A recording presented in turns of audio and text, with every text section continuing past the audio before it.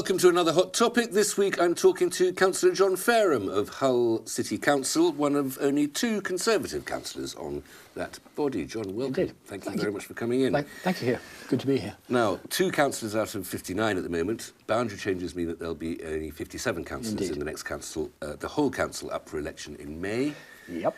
You can't get much worse than this, can you? Oh, you can. No, I was a lone Tory for 7 years, so believe me, it could get worse, and I'm hoping it's going to get better. After all, things can only get better. What's well, that's a very old slogan from another party. I'm a very old man now. What realistically, what might you be hoping for in terms of a number of seats out of those 57? I would be hoping for modest gains. I mean, expecting modest, probably hoping for more, but I don't think we're going to form an administration. I'm going to be quite honest. There's no point in lying to your viewers. I don't think it's going to happen just yet, but we will be content if we hold the line and make gains, which we are cautiously optimistic about. Well, Hull, Conservatives haven't formed an administration in Hull since 1973. I can imagine that council was elected on the tailcoats of Edward Heath's general election success in 1970.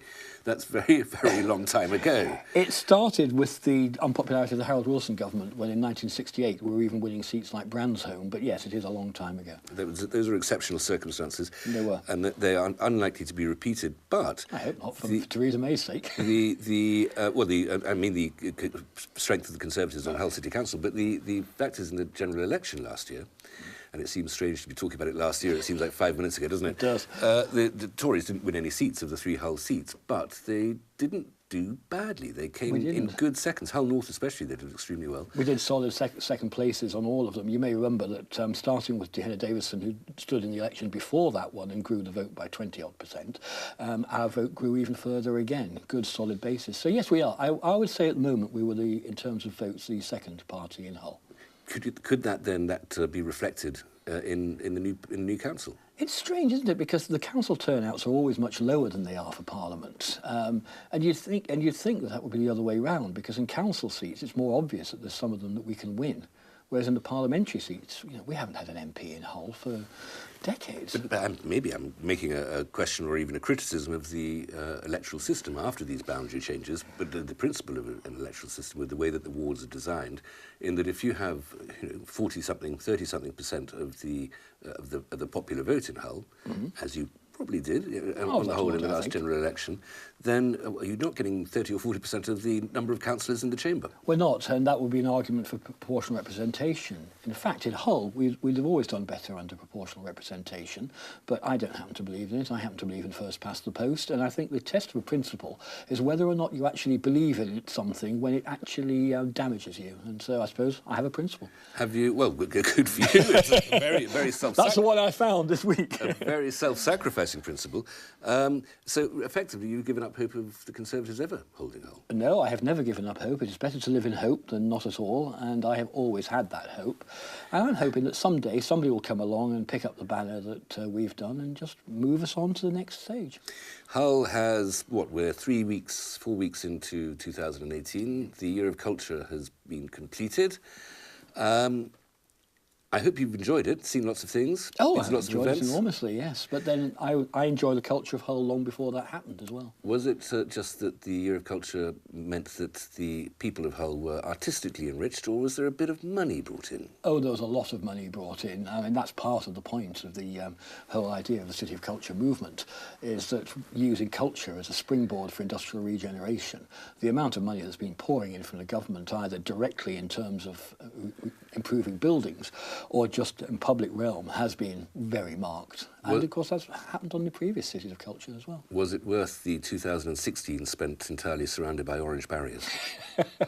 I don't think some of the shopkeepers would necessarily agree, but you can't make an omelette without breaking eggs. And of course I grew up in a new town in the southeast of England where we were building the whole town around us, so perhaps I have a different view on these things. You were used to living in a building site? I mean, I was then, yes. And actually if you've seen my house, you'd know I was used to living in a building site. The Year of Culture has just gone. What about the legacy, though? I mean, how is that to be preserved? How is that advantage to be kept and maintained? At the moment, it's too early to talk about the legacy because, of course, we're still City of Culture for another 3 years. But I'm hoping that the momentum that we've started, the realisation that Hull is more than just something at the end of a railway line or at the end of not even a motorway, because a motorway doesn't reach us yet, is something that people realise Hull is actually a great place to live. I mean, I've chosen to live there for some 30-odd years now. I just think it's got so much to offer. It's got great architecture, wonderful people, and we've always had museums and art galleries out of all proportion to the size of the city. You are extolling the benefits of Hull, and you're extolling the benefits of City of Culture. All of these things have been achievements of the last 30 years you've been there, during which time there's always been a Labour administration. Pretty much all of that time there's been a Labour administration. Are you sure you're a Conservative? Oh, I'm absolutely sure I'm a Conservative, because all the times that Hull has ramped itself up have been under a Conservative government, where they are far more generous in giving funding for capital improvements than the Labour Party are. You have to think, Hugh, well, I'd like you to think, that at one point we had two MPs in the cabinet, and Hull didn't exactly progress much when that was John going Prescott. on. John Prescott and Alan Johnson. And John Prescott, of course, had the super ministry of being in charge of local government and transport. Now that he's gone, we've actually had Conservative governments who've actually done something for the city. Let's get into a slightly more detailed examination of the governance of Hull, as it is. One of the great issues that agitates the Hullensians is the appalling traffic situation just outside the Paragon Station on the A63. Castle Street is constantly being closed. The buses are in a great turmoil around there. I mean, that's one thing. You talked about improving the urban landscape. Just sort out the traffic. Well, I agree, and if only we had a Conservative council to do that. This is where we come back to the fact that we are under Labour control around the bus station. It's council control. You've just been singing the praises of the Labour administration's achievements over the last 3 decades. But I mean, only underpinned by our money. But what would you do then? I mean, presumably you're lobbying, you're active on this issue, you're energised. No, definitely. Well, you're one of the only two Conservatives in the council, so you have to be energetic. Yes. You have to have a wide portfolio. Yes, very much. So what's your suggestion? What's your solution to that problem? Personally, I wouldn't have the bus station where it is. We made massive improvements when we actually built the new shopping centre, and as part of the financial benefit, we actually ended up with an improved interchange. But quite frankly, it was built to old-fashioned ideas of having buses reversing in and out of bays, and that's never a satisfactory situation. I wouldn't have laid it out the way that we did, but I lost that battle. There was an argument to be had, and I lost it. That's fair. Let's stay with the infrastructure problems. Hull trains don't seem to be running at the moment. You're obviously more up to date than me. I didn't actually look at that. In the last week or so, every day, there have been various cancelled services or curtailed services because too many trains need to be repaired at the same time. That strikes me as something that could have been predicted. I would have thought so. I mean, I come from a railway family, and we knew what the maintenance schedules and gaps were between any sort of improvements to engines and rolling stock. So I hadn't expected to be talking to an expert witness here. Oh, I wouldn't say I was an expert. I just come from a railway family. I want to try to sort of broaden that issue a little bit in the face of various other private sector initiatives that have failed recently. Carillion has gone under and all that. And there is a temptation to think, well, the Conservative point of view is that using private companies is always more efficient. To do these things, providing things like infrastructure and a railway service, and quite clearly it isn't. You're forgetting British Rail, of course, Hugh. I mean, I think the problem is that we've forgotten since about 1945 how to run a proper railway system in this country. For me, it's not a question of whether it's private run or whether it's nationalised. It's a question of whether it's efficient, whether it actually does the job it's supposed to do. And we haven't always enjoyed the best of methods of making sure that it does do that. The nationalised industry didn't work, and I think we personally picked the worst form of privatisation of any I've ever seen across the whole of the world. Well, let's just talk about that infrastructure then. In terms of, we've got to privatise transport infrastructure, and we'll move on to the Northern Powerhouse idea in a moment. But recently, I spent £60 on a railway ticket to get from Grimsby to Leeds Airport, and I spent £58 on an aeroplane ticket to get me from Leeds Airport to Spain. A 1,000-mile trip that took about the same time. Now, why is it that railway transport is so appallingly expensive? I think you'd have to ask the railway operators that, because I don't know what their pricing structure is, but I agree with you. It's not something that I would ever sit and defend. It's far too difficult. I have a rail card, along with my fiancée. You know, we have one of those 2-for-1 rail cards, but you practically need a PhD to map your way around the pricing structure, which is stupid. My point is that I do remember British Rail, but my point is that you can't run trains economically and efficiently unless you do charge the passengers a great deal of money. So is it something that should be a profit-making private sector role, the transport infrastructure? Definitely, because looking at the clapped-out infrastructure under British Rail by the end, the only reason that we Still looked... got me around the country. It did get you around the country, but I mean, you remember what some of the, let's not go down the route of the British Rail sandwich either, but let's actually just look at the quality of the rolling stock. It was clapped out and worn out, and the whole reason that the government had to privatise it was the cost of reinvestment was too great for the taxpayers' purse to bear. The problem is that loco units are getting far too expensive. Well, I will just finish very quickly by pointing out that there were steam trains that go faster than some of our mainline trains today. That's true. Sean, I'd agree with you. We're going to have to stop there. Join me again in a couple of minutes.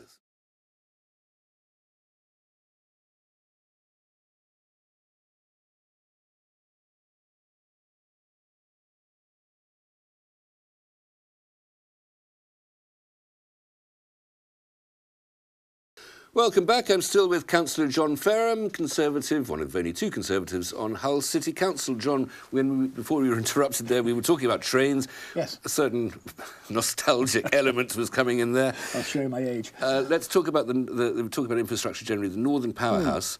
Do we still have hopes for the Northern Powerhouse? The man who's its great champion, Northern MP for Northern constituency, George Osborne, has gone, and there doesn't seem to be any replacement for him as a champion of the Northern Powerhouse in the Conservative cabinet. What's going on? Yes, we have hopes for the Northern Powerhouse. It would certainly help in this part of the world if we could get our political act together and decide whether we want an elected mayor and which end of the Northern Powerhouse it's going to be. Everybody knows the route starts at Liverpool and Manchester, where they've got their political act together. Nobody's clear yet whether it's going to go across to Newcastle or whether it's going to go across to Yorkshire on the M62 directly. And I think that's where the politicians, particularly in the controlling groups of Yorkshire, need to get their act together so that they can actually say, this is what we want, make it so. Well, one of the reasons, you talked about the mayoralty of Yorkshire, one of the reasons that that's been difficult is because the southern parts of Yorkshire, around Sheffield especially, have been resistant to that, wishing that they might they could have their own unit, as it were. But in a way, in Hull and England north of the Humber, we're better off without them, aren't we? Because that line from Liverpool, Manchester, if it's coming across a horizontal line, as it were, coming across north of the Humber, that's irrelevant to Sheffield and Doncaster. They can make their own sort of East Midlands arrangements, as it were. I have to be careful because my fiancée comes from Sheffield, but with the greatest of respect to the maximum of love to Sheffield, they are irrelevant to the needs of Hull. Personally, I think as Yorkshire's only port, they need to remember that they need to get their goods out sometimes via us. And yes, I do think that South Yorkshire have made their deal. They signed a deal with the government.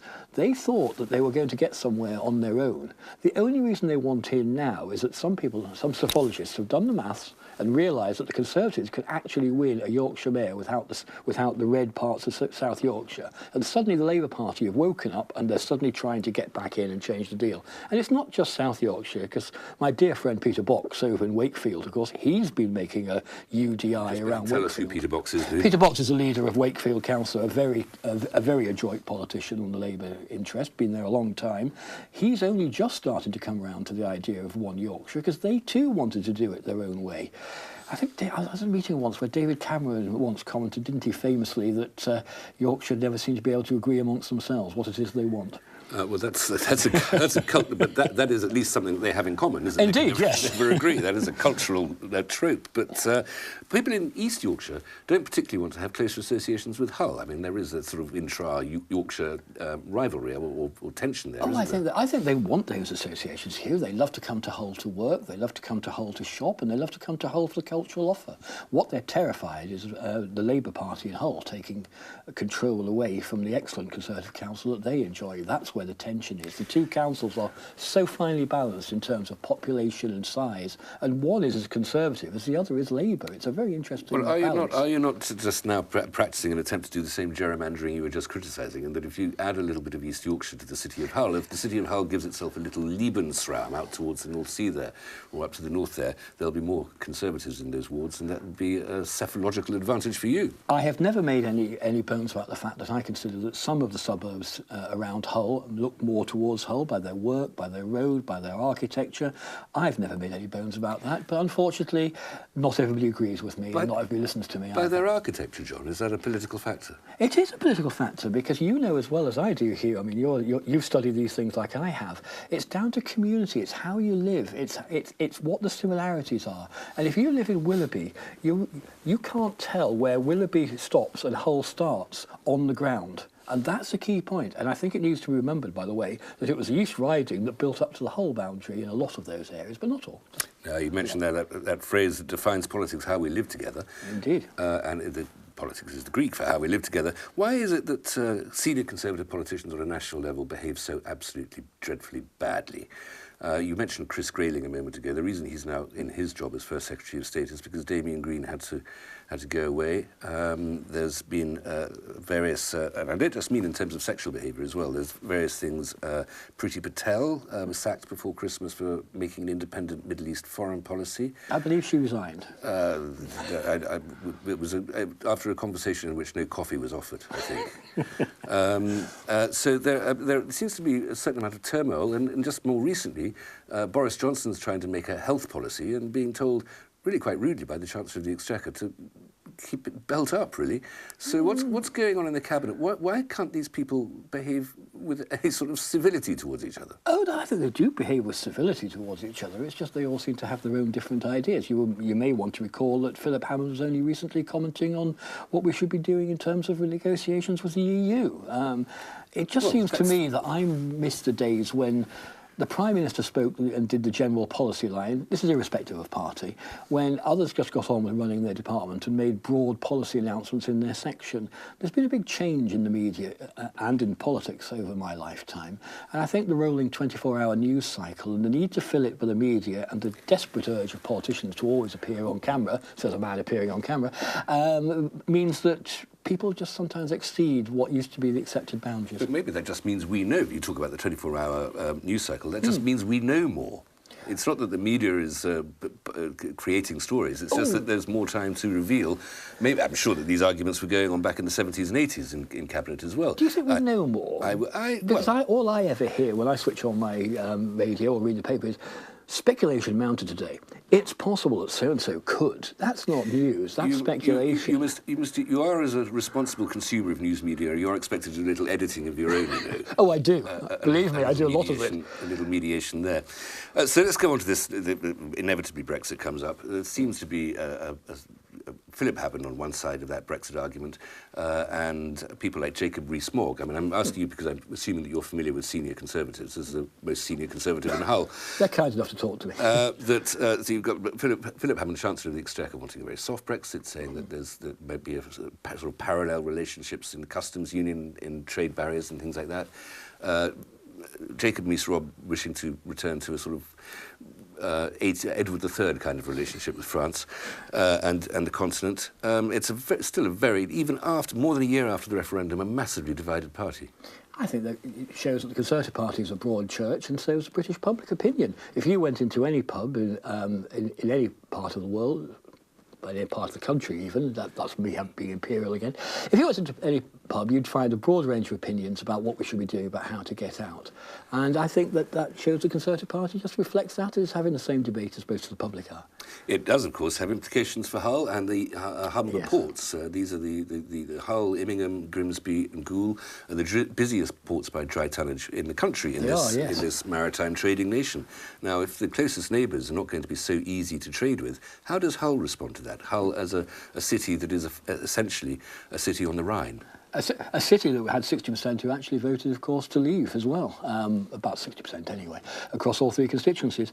It does have an effect, but of course, if you say that German cars, the second biggest export market for them is the UK after America, that seems to me to suggest, and I know we don't import the cars down the Humber port, but you take my point, people are still going to want to trade. I've Traded before. I've heard this point made so often before. Oh, so sorry to disappoint you. No, forgive me, I'm I didn't mean. I'm not criticising you, but the fact second biggest export market for Germany. So, as a proportion of their total market, domestic market and export markets, being the second biggest export market for German car manufacturers, we're a tiny part of their sales. They don't really care. They're not worried about Britain going away. We haven't got a sword of Damocles swinging over their head. Well, indeed not. But then we all know that the Germans are quite content to continue to trade. You've only got to look at German banking and commerce to realise that they actually still want to trade with the UK. We are the fifth largest economy at the moment. We're the fifth, and it varies between 5 and 6. But we're still one of the biggest economies in the world. The idea that just because we've left the EU, anybody won't trade with us is just quite frankly risible. Because they traded with us before we were in the EU. They've traded with us during it, and they'll trade with us after it. We have money, they have goods. We have goods, they have money. That's how trade works. Final point about your city on the sea, speculation about a cruise ship terminal. Yes. Good idea? Yes, I think it is, if we can pull it off. I'm quite fascinated by this because it emerged rather out of the blue, if I may make a sort of nautical pun. Not a very good one. Not a very good one, no, but especially as the Humber's quite brown. But it just emerged in the council ether and appeared in some papers I was reading and said, we're going to build a cruise terminal. And I thought, well, that's strange. It's not the sort of a cruise that I understand. And I've still yet to see where the empiric evidence is that people actually want to bring cruise ships to Hull. But you've got to start with a dream somewhere, and yes, if it works, I'm quite happy to support anything that will improve Hull, and that helps both sides of the Humber as well. So yes, I think it is a good idea if people want to do it. Just to clarify there, it would be in Hull so that people can get on the ship there. It's not a destination. Exactly, yes. But I mean, I still think it's important. Sean, we're going to have to, on that rather cheerful note, we're going to have to stop. Join me again for another Hot Topic next week.